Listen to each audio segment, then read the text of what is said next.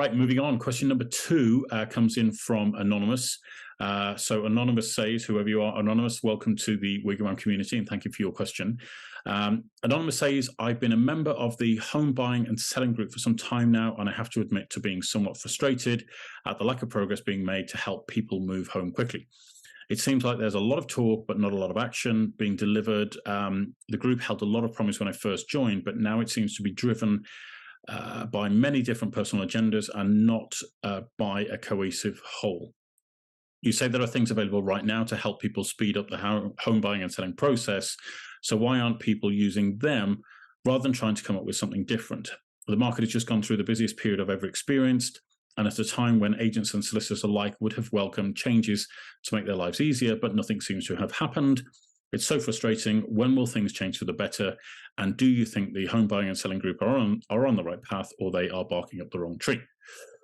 Okay, that's a big, long question there, but thank you for that, whoever you are who's submitted that one.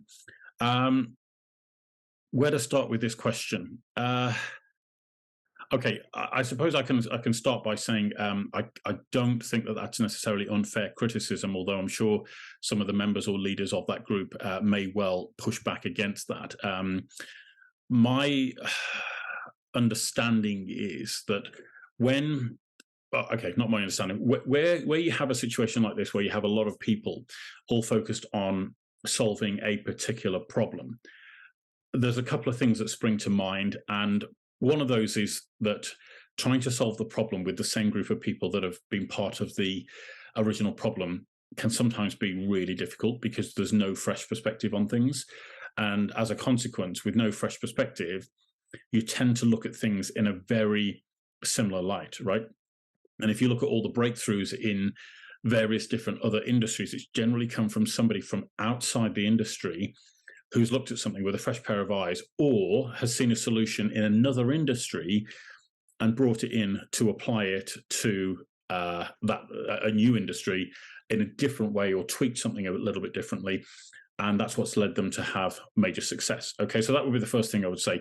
The second thing is trying to make decisions via committee is incredibly difficult, and I get very, very fed up when it comes to things like committees trying to make decisions on things, because nothing really gets done. If you haven't got a leader who's prepared to live and die by the sword, if you like, then it becomes incredibly difficult for any progress, any real progress to be made. And what I think happens, and I'm not saying this is the case with the home buying and selling group, but it's certainly something I've experienced with different groups that I've been part of in the past, is that you have a bunch of people that have come together. They've all got their own individual agendas for whatever reason. Okay, there's no real leader.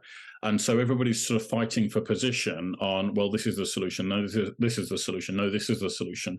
And so you end up with no real clear direction or leadership through the challenges that are presented. And so you get caught on this endless treadmill of meetings and more talking and all the rest of it, which seems to be what you're telling me is happening with this particular group right now. So I don't know whether that's the true experience, because I've not been part of the group, and I don't really understand what's going on behind the scenes. But you are right in what you say, is that we've had probably 2 years of the busiest market ever, and it does seem to be that there are sadly a real lack of progress in terms of solutions being delivered to the market that are actionable and that people can get on with things right now.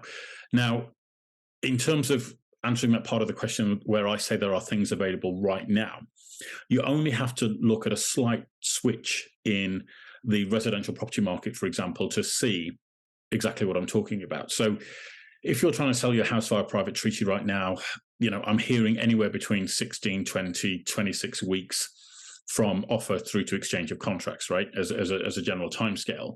But if I go and sell a house at auction, for example, I can exchange contracts on the night, and we can complete that sale within 4 to 6 weeks, or sooner or later, right?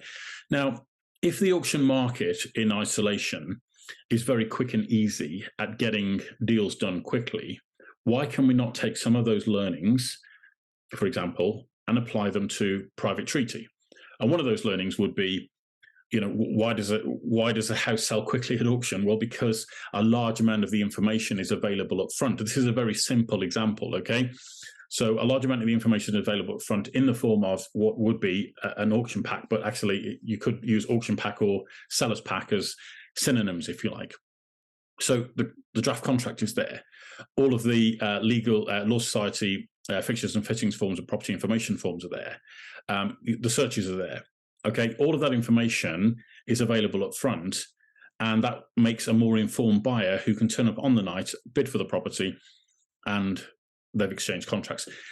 Very straightforward, very easy, very simple for estate agents to take a lead from that and apply that to their business to help them sell properties quickly. The same by working alongside with solicitors.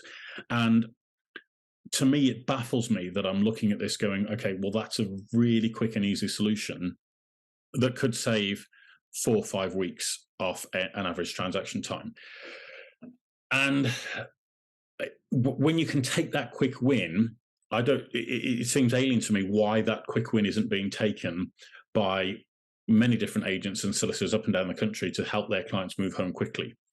And I think what might be happening at the back of all of this is that people are kind of waiting for the silver bullet approach. And what the silver bullet approach seems to be is that, these are the ideas that we've had about how things are going to change. And if you guys don't get on board and do this, then we're going to make the government make you do it. Okay, so in effect, what they're arguing for is not a silver bullet, but a big stick to beat their colleagues with to get them to move in an alignment with the ideas that these particular groups are having. And this might be unfair criticism of the home buying and selling group. As I say, I'm not part of it. I don't really know what's going on behind the scenes there. But and I welcome anybody to come and correct me on this. If I'm wrong, then feel free to let me know. Feel free to come on one of our webinars in the future and tell us all about what the latest innovations are. But when you've got an industry that's struggling because solicitors feel that a large part of the day that they're dealing with regulation or regulatory compliance, it seems mad to me that you would want to introduce more regulatory compliance to an industry where your members are saying, we've had enough of all the regulation we're getting out of the industry. Okay, so why would you want to introduce more regulation to an industry that's already fed up and has had enough? That again defies logic. I don't understand why you would want to be part of that. But there are so many things that can be done, and I think the way that we're approaching it with WiggyWam is that you have to put the client at the center of the journey. And unfortunately, I think for a lot of people who are involved in the industry and have been involved in the industry for a long period of time, you become immune to what people experience when they're going through the journey of buying and selling a house. And it's only when people who are in the profession and they've actually moved house in the last year or 2 years or 5 years, they go through that pain themselves and they kind of wish things were better, right? But they then go, oh, it's too big to bring any change, it's too big to bring any change. But it's actually not. It's actually really quite straightforward and quite easy in my humble opinion. But if you've not moved house in 20 years and you're immune to the fact that your client rings you up every Friday and they're screaming because they can't move house, then you kind of become a little bit indifferent, I think. And that is a major challenge that we need to solve, which is professionals who are more indifferent to, and I don't think it's being done on purpose, by the way, I should clarify this, but they're just so used to it week in and week out that their clients are struggling or they're screaming at them or they're stressed out and all the rest of it. It's kind of, how do I say it? It's part of the course, that they're so used to that experience and they just throw their hands up and go, well, there's not much we can do. Where actually I believe there is, and I believe that change can happen a lot quicker and easier than people actually realize if they're prepared to stand back from the situation and put the client at the center of the journey. And once you put the client at the center of the journey and you start to ask, what are all the hurdles and roadblocks that a client will experience when it comes to moving home? And actually, when you start to answer those questions, very quickly, the pieces of the jigsaw fall into place and you say, actually, it doesn't take that much to help this person move home quickly.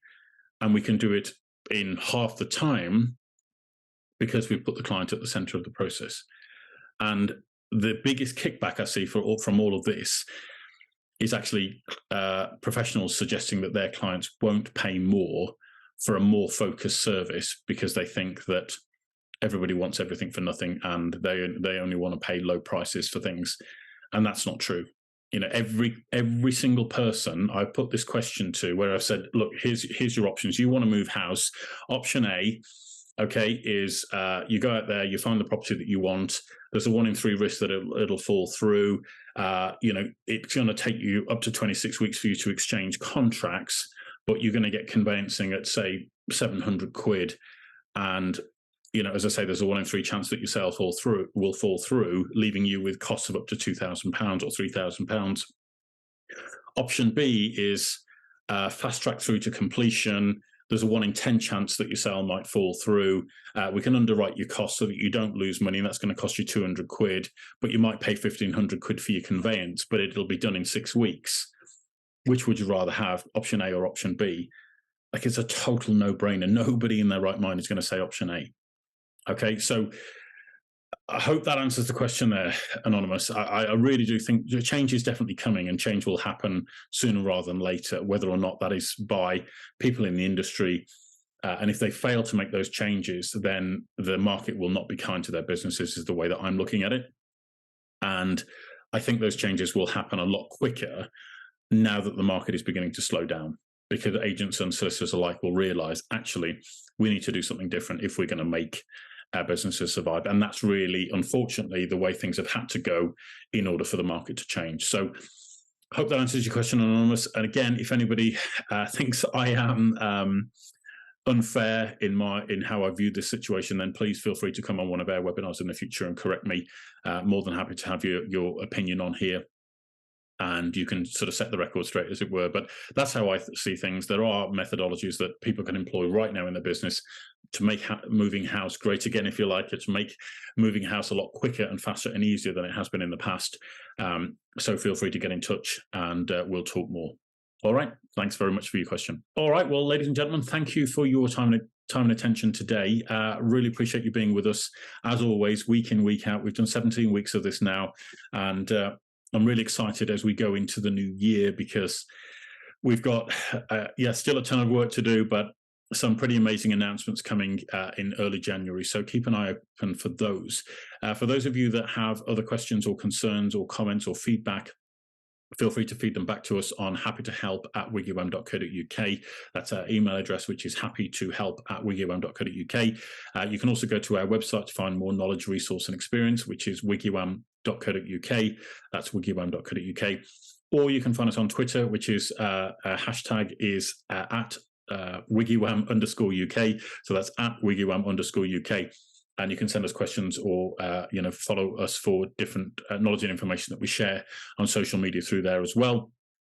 Please do consider subscribing to these videos, hitting that like button, and also sharing it with your friends and family on social media, because it does help us to increase our reach and solve problems for people that they're dealing with that could be really, really useful, or save them a fortune in abortive fees or getting a deal wrong, which costs them a lot of money in the long term. So thank you for all your support as always. I'm wishing you a very, very, very happy new year, and wishing you all the best for 2023. I'm excited to see what the year will bring.